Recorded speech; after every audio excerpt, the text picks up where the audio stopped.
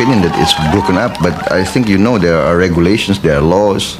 I think even in Western Europe, to have a demonstration, you need permission, 2 days notice to the police, and there's a route that's agreed upon. I mean, you cannot just make a demonstration right in the middle of the center of a traffic junction. That's what happened, I think, in the occasion you mentioned.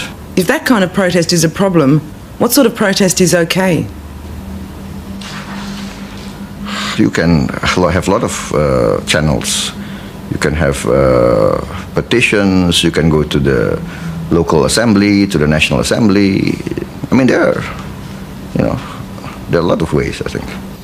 Many of these things are I think, dramatized, over-dramatized. I mean, the Western press will come into Indonesia, just looking for all these dramatic pictures of violence, etc. We are concerned, yes, definitely, but I think on the whole, for the condition we are in, for the serious crisis, I think many other countries face worse situations. The President also promoted his own son-in-law, General Prabowo Subianto. General Prabowo is now the commander of the largest and most powerful single unit in the armed forces. 37,000 soldiers are under his command.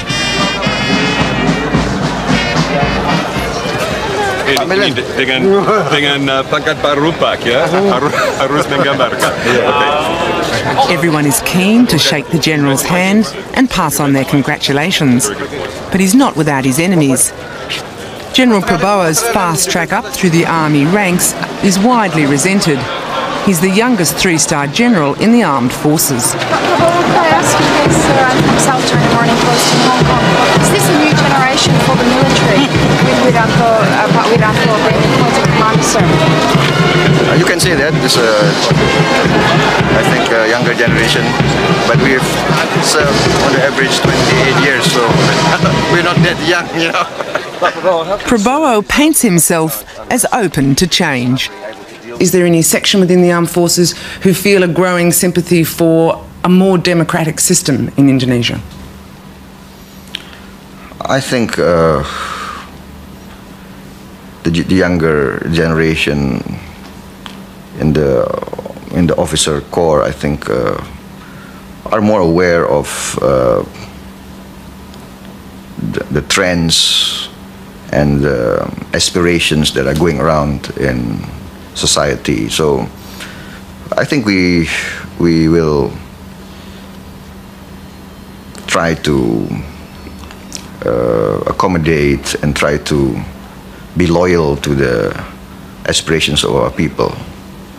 Yeah, and I think there is room for more improvement in a lot of our institution building. If the situation does get worse, seriously worse in this country though, is there a point at which it would be better to change leadership?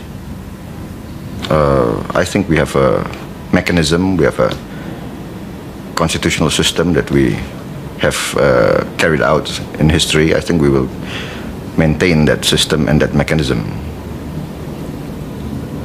Do you think that a people's power movement is possible in Indonesia in the coming months? What I think is that, well, you've been in Indonesia, you see, I think majority of the people, I think, still believes in the government and in the armed forces, I think. So I don't see a mass uprising against the government, mass uprising against the armed forces. Will you shoot them? I mean, it's not a black and white situation that you paint.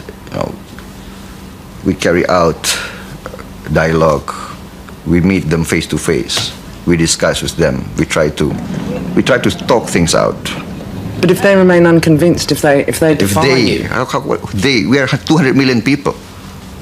If they defy you, though, we are 200 million people.